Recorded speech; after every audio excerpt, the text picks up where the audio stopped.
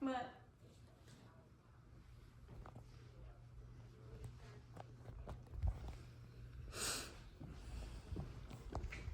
Hi, my name is Ron Poster, and for this speech, I'll be talking about the importance of sleep.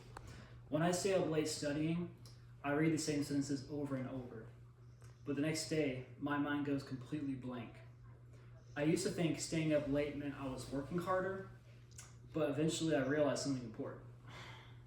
My problem wasn't studying, it was a lack of sleep. This matters because every college student needs to remember information, focus in class, and think clearly during assignments and exams. To understand why I kept forgetting everything, I looked at research Frontiers in Sleep in Yale School of Medicine to find out what the brain actually does while we sleep. So, the first topic is what the brain does while we sleep. Sleep is not a passive process, it's actually very active. According to the Frontiers of Sleep, sleep strengthens and stabilizes memories. While we sleep, the brain reviews what we learned and turns short-term memories into long-term memories.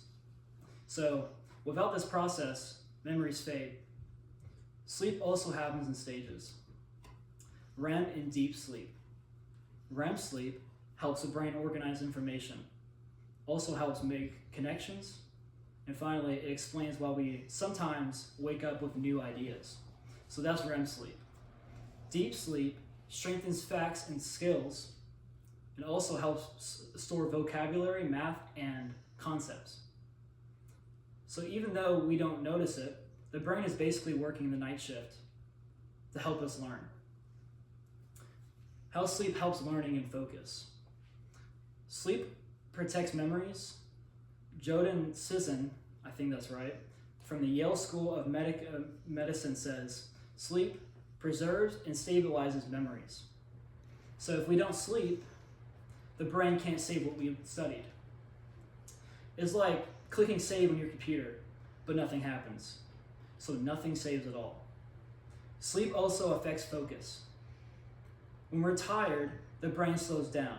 It becomes harder to concentrate, harder to understand the information, and harder to make decisions. So, sleep doesn't just help memory, it helps us stay alert and pay attention, and actually learning during the day. So there's a lot of things that can help with sleep. But the next thing is, what happens when we don't sleep? Without enough sleep, the brain cannot store information correctly. You might study for hours, but if you don't sleep, your brain never processes it. That's why materials feel familiar at night, but the next morning, it's all gone. Lack of sleep also hurts problem solving. When you're tired, it's harder to recall details, organize your thoughts, or think clearly during tests. Staying up late feels productive, but it actually slows down learning. The brain needs rest to do its job. So, the conclusion of this, sleep is essential for learning.